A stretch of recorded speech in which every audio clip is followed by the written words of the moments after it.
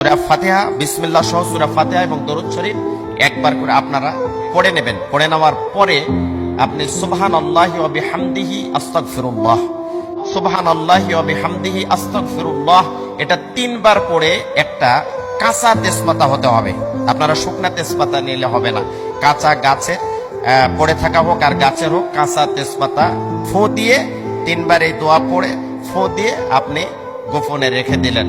এটা যদি রেখে দিতে পারেন, ইনশাআল্লাহ আপনার ধান চাল এবং টাকা পয়সা, অর্থ সম্পদ, ব্যাংক ব্যালেন্স, গাড়ি বাড়ি, যা কিছুই আপনি মনে মনে নিয়ত করবেন, দেখবেন যে ইনশাআল্লাহ খাদ্যের মধ্যে যদি বরকত শুরু হয়ে যায়, তাহলে সব কিছুতেই আপনি বরকত পাবেন। এটা একটা গোপনীয় আমল।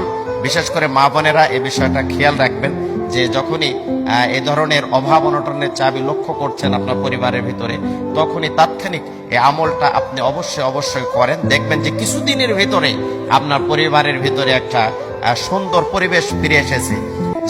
যেই পরিবারে অভাব অনটন লেগে থাকে, সেই পরিবারের ভিতরে সবসময় একটা অশান্তি লেগে থাকে।